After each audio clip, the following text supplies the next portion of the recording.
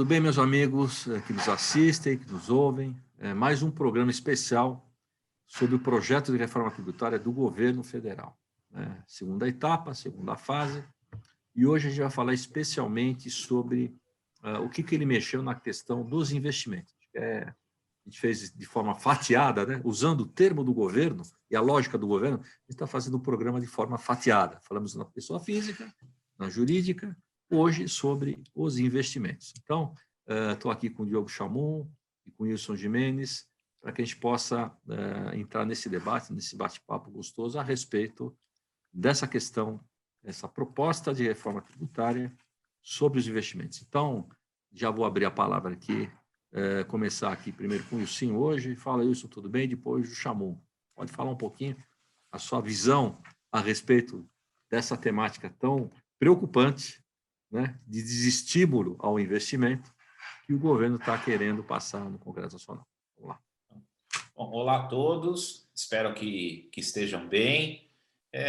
Presidente, como nos outros tópicos da reforma, né, existem vários pontos negativos, né, e aí a questão dos investimentos não ficou fora disso. É verdade também que tem alguns pontos positivos que a gente vai abordar aqui nesse programa, mas o principal ponto, né, para a gente começar aqui o nosso debate, que eu gostaria de destacar, é a proposta de tributação sobre os proventos dos fundos de investimento imobiliário, né, dos FIIs, né?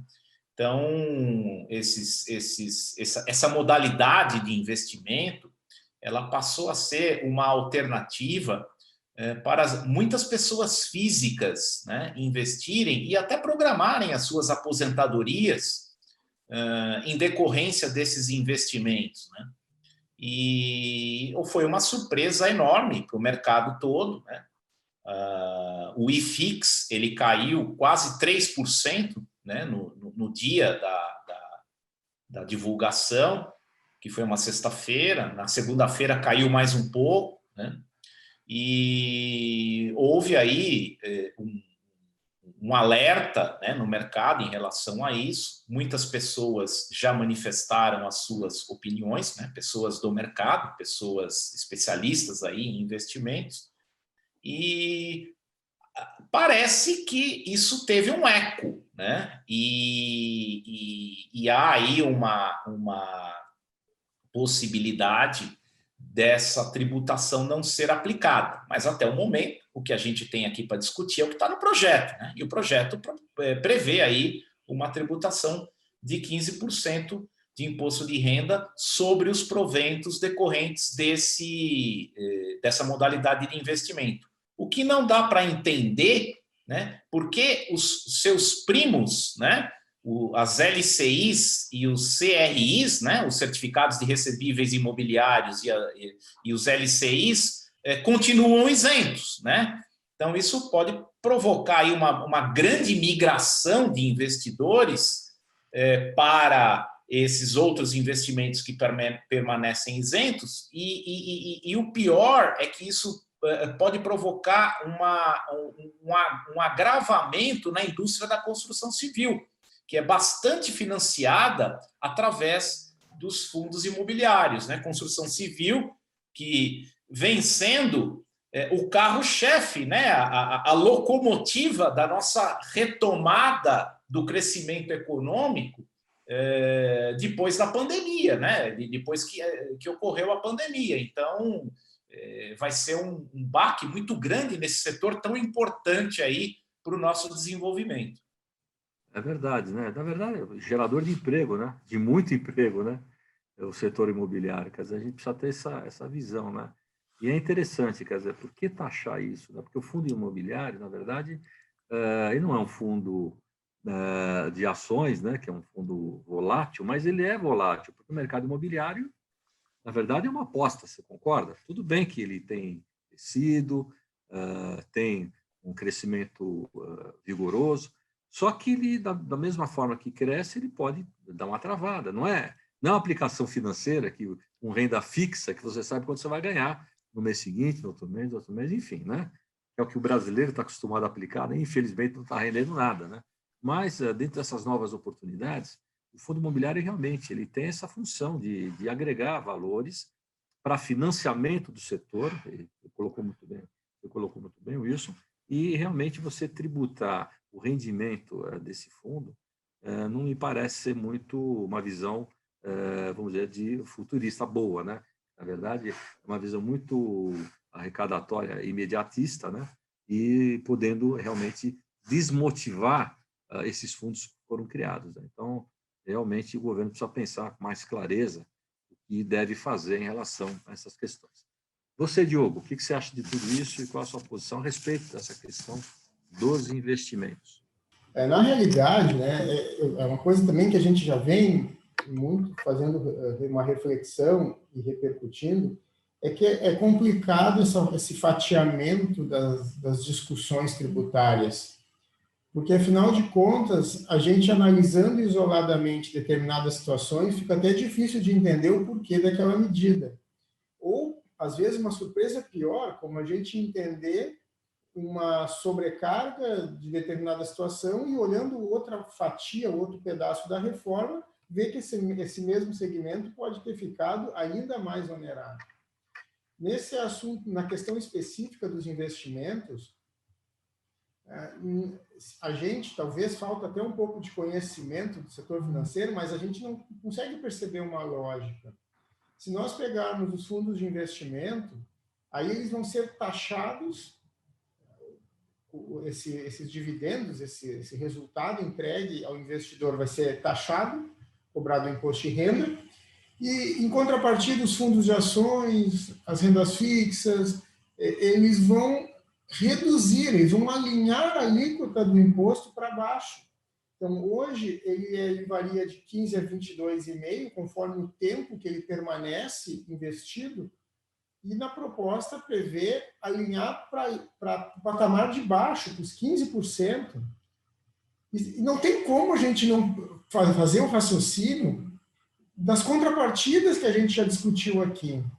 Então, fazer contrapartida para investidores pagarem menos imposto não me parece lógico. Da mesma forma, se a gente pensar no mercado de ações, hoje, o ganho de capital na venda de ações ele é tributado a 15%.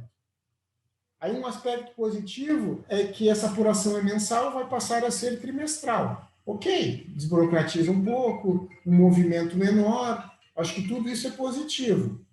Mas o day trade, aquele movimento que é feito no mesmo dia, que só quem faz é especulador ou grandes investidores, não são os pequenos poupadores que trabalham com day trade, até porque precisa de assessoria, tem que ter um consultor de investimento. O day trade está reduzindo a sua alíquota. Então, de 20%, que é o que vigora hoje, está passando, a proposta é que passe para 15%. Ou seja, da mesma forma que a gente está... Eu não vou nem sair do ambiente investimentos aqui, que é a pauta de hoje, mas é necessário, sim, a gente avançar depois com essas confrontações. Mas tributar o pequeno poupador que compra algumas cotas num fundo de investimento imobiliário, em contrapartida, reduzir a alíquota de quem é o investidor, de quem é aquele especulador que faz o movimento diário no day trade, não me parece lógico. Então, são essas coisas que a gente, quanto mais a gente ampliar na macrovisão, pior fica. Mas, neste caso específico, isso é o que me chamou mais atenção. Sempre se bateu na questão de taxar os mais abastados para liberar quem tem menos poder aquisitivo. Este movimento aqui não me parece alinhado com esse discurso. Você tem razão, não está mesmo alinhado, né? Porque está pegando a todos, né? Até porque, com a baixa da renda fixa, né? Até há uns tempos atrás, com os juros negativos, o caso da poupança, o sujeito que tinha um pouquinho de dinheiro começou a tentar entrar em outros mercados, né? E o caminho tem sido esse mesmo, né? Alguns fundos, como você falou, as ações, mas ele não tem muito conhecimento, quer dizer, ele fica meio inseguro, ele compra, não vende logo, e tem que ser assim mesmo, tem que ter um pouquinho de sangue, de frieza, né, nessas operações, para que você possa manter aí seus investimentos, né? E realmente o governo, você percebe que nessas medidas aí, ele quis melhorar por um lado, né, a questão dos fundos de investimento e tal, que você tem alíquotas variáveis com o tempo, então eles trouxeram, não, vamos trazer tudo a 15%, independente do tempo, porque ele disse isso, o governo, somente os ricos é que têm condição de deixar o dinheiro mais tempo na aplicação, por isso que ele paga sempre menos imposto, paga os 15%, quer dizer, é uma avaliação meio ruim, né? Até porque o rico, de fato, ele aplica em outros mercados, né? Não é bem aí, né, que está aplicando, mas, de qualquer maneira, é importante a gente ressaltar uma questão que é muito clara para todos nós, né?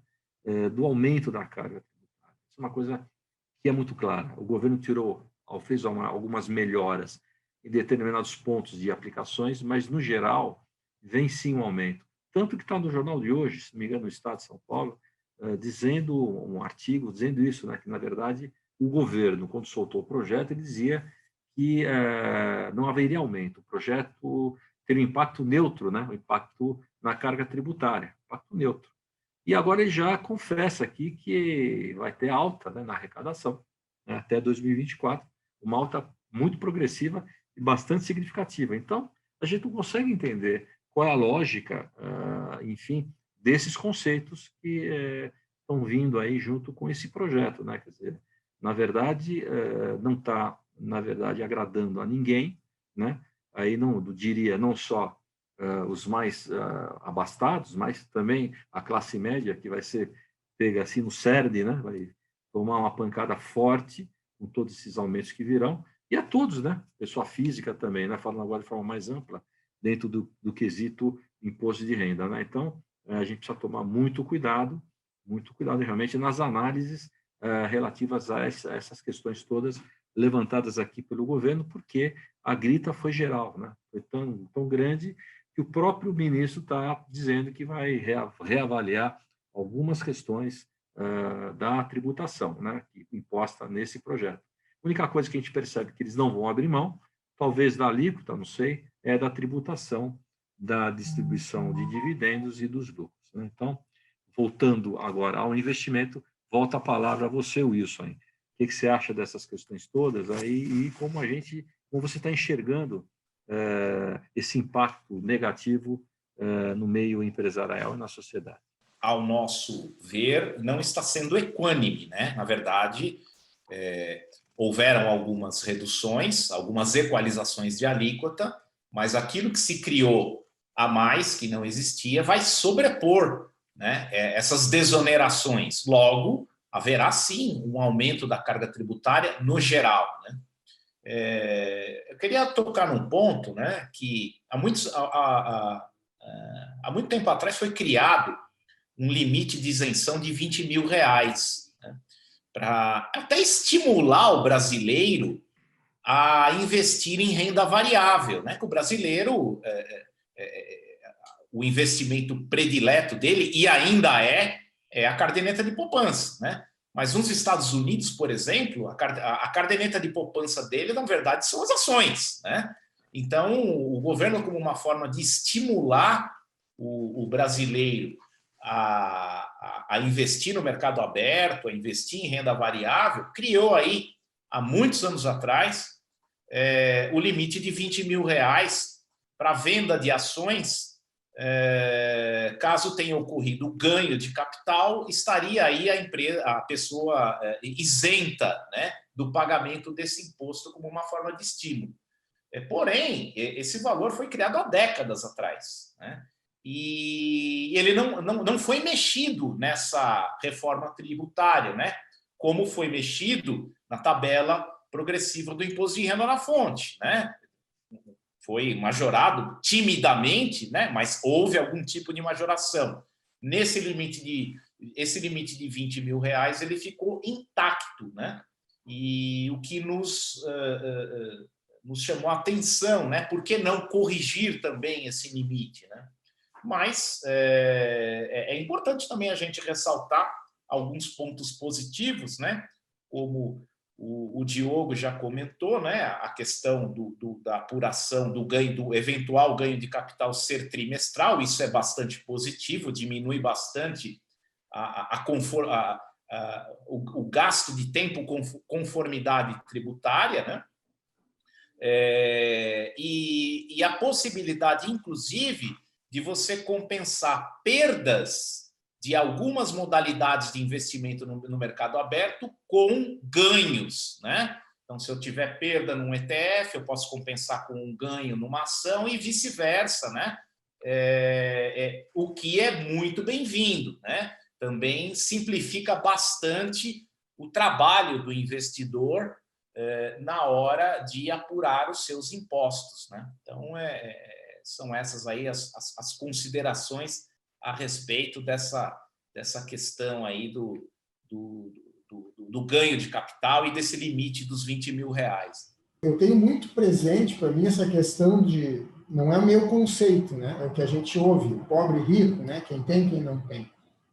Mas esta medida, esse projeto, ele também está atacando, num outro sentido, o pequeno investidor, que a gente não pode chamar de rico. Então, por exemplo, o fato de tirar a dedutibilidade do juros de capital próprio, o pequeno investidor deixa de receber os seus juros de capital próprio quando ele compra ações de uma Petrobras, de uma Gerdau, de uma Eletrobras, ele deixa de receber, porque as companhias não vão mais adotar esta modalidade. E também, quando eles receberem, o pequeno investidor, receberem os seus dividendos dessas ações compradas, eles vão ser reduzidos pelo texto de hoje, se aprovado, em 20%. Então, e junto a isso, paralelamente a isso, se diminui a alíquota do day trade. Então, neste aspecto em especial, o discurso aquele do pobre do rico, do Robin Hood, ele fugiu, ele se perdeu.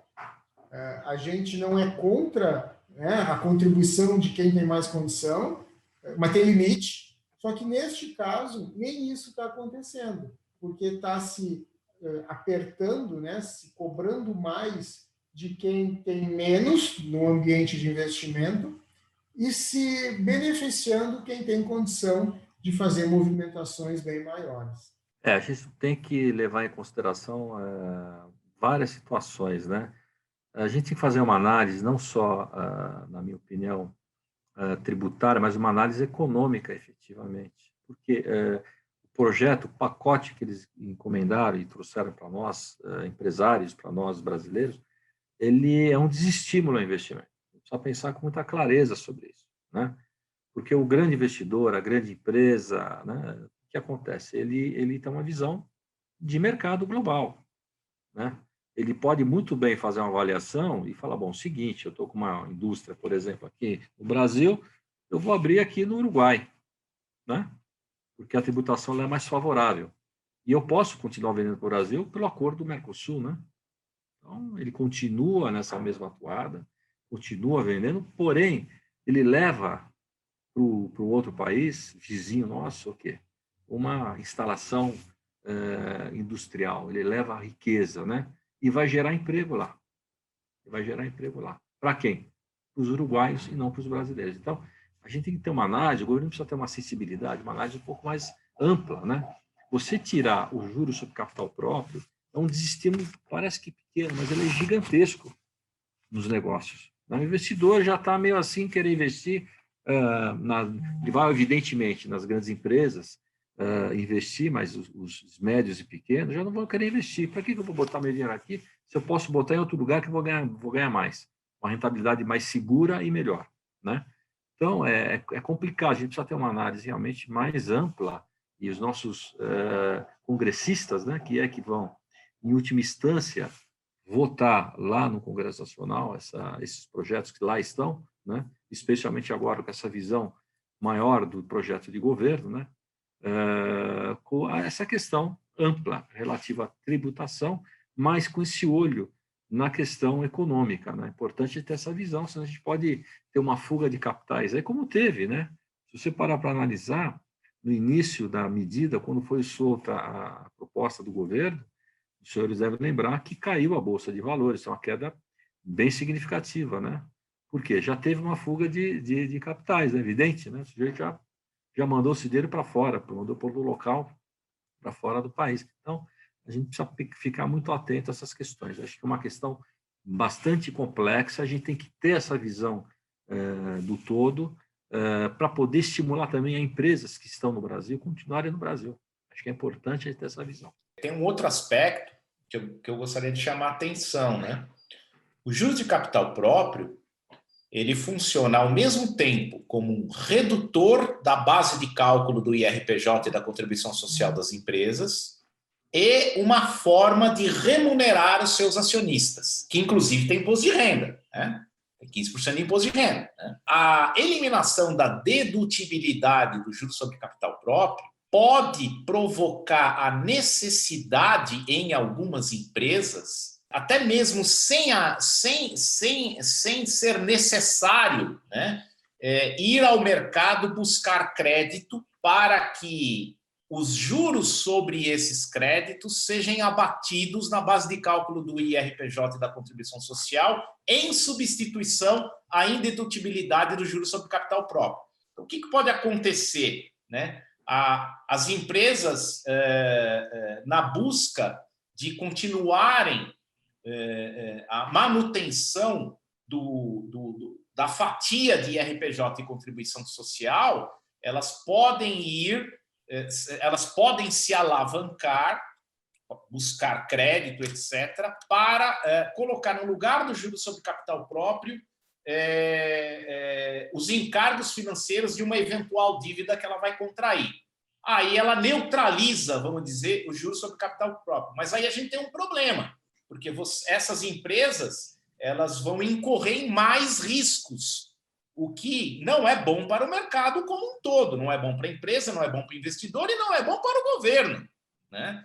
Então, é um alerta aí, né, que a gente faz caso seja de fato, né, caso prospere, né, essa eliminação da dedutibilidade do juros sobre capital próprio. Tem que linkar, né, todas essas discussões com a realidade, com o que vem acontecendo no Brasil.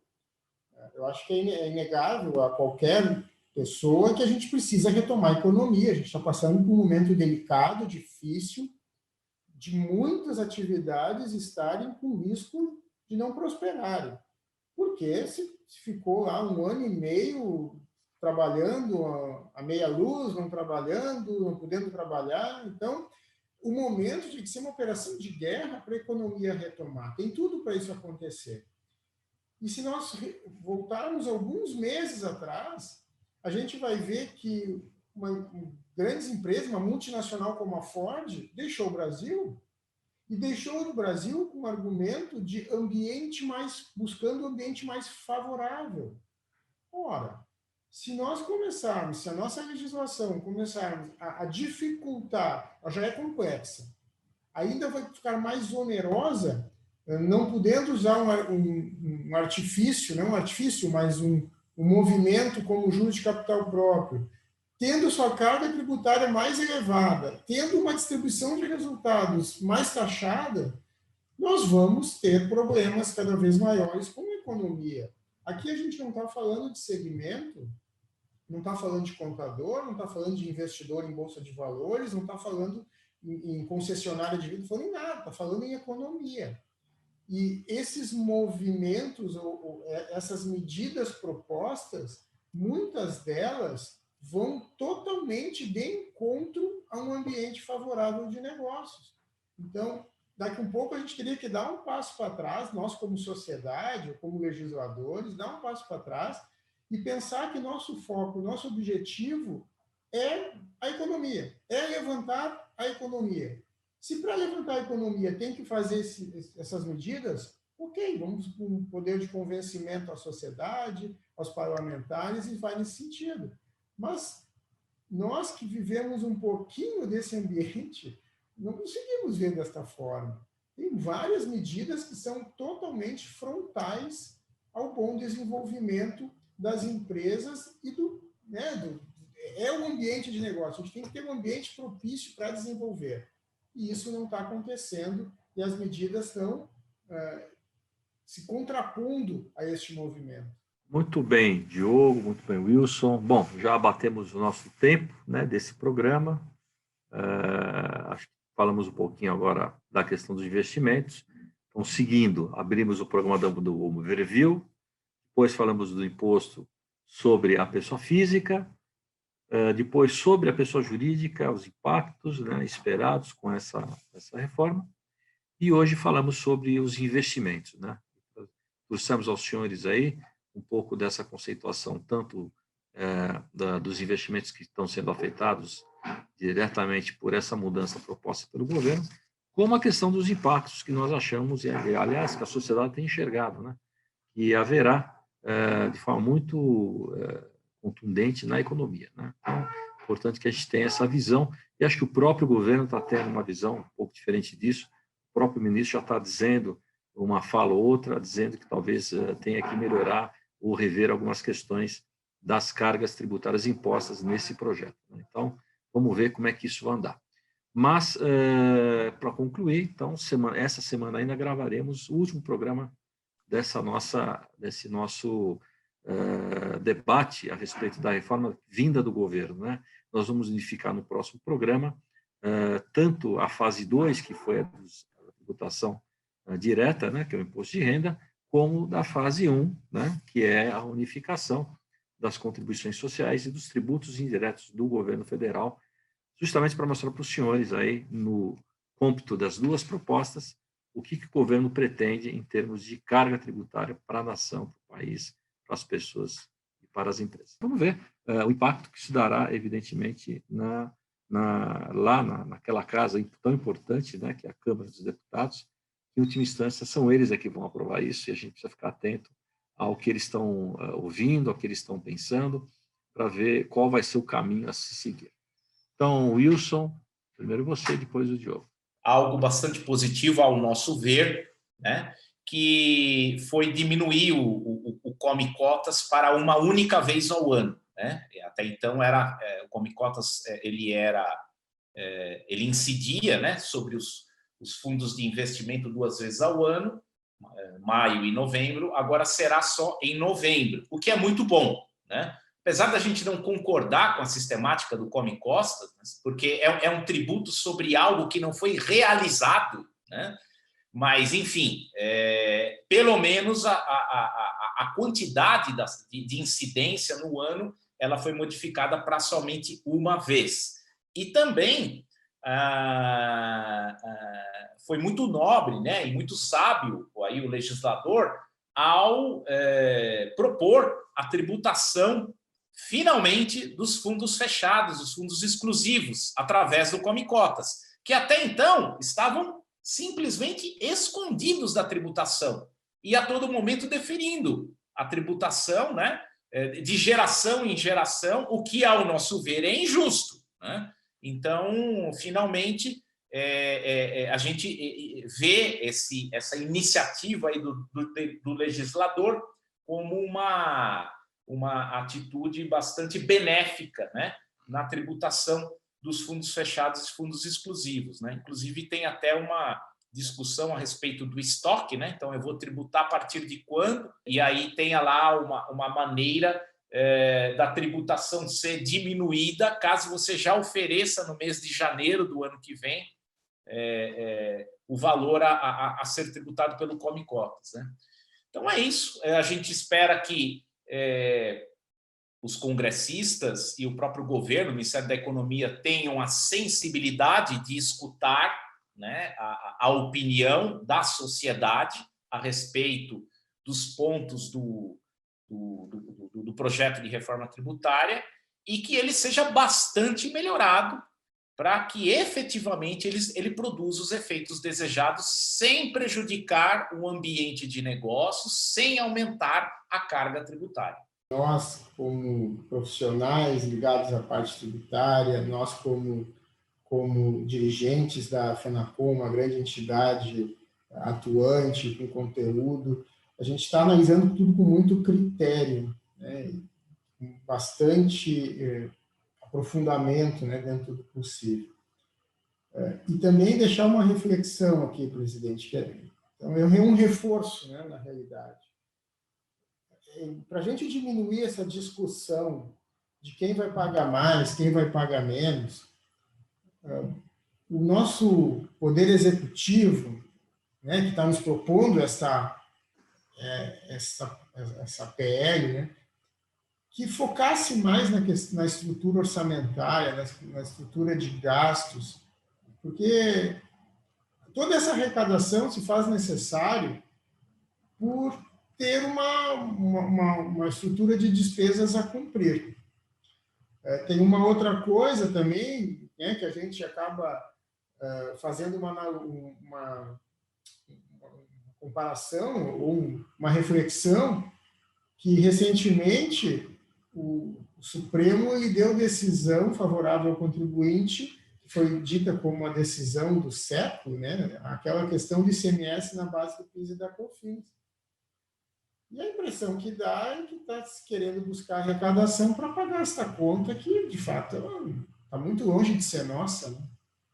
Então, esse é o apelo aí que a gente deixa, que possa, sim, se trabalhar mais uma estrutura orçamentária, estrutura de gastos, para se ter uma necessidade menor de arrecadação e que esta conta não venha tão pesada para todos os cidadãos. Aqui quem está pagando a conta são todos, né? Se a gente for analisar a reforma como um todo, como deve ser, o aumento de carga tributária das empresas vai para o produto final, quem paga é o consumidor, que é o mesmo cidadão, aquele que está sendo isentado agora do imposto de renda com ganhos até R$ 2.500.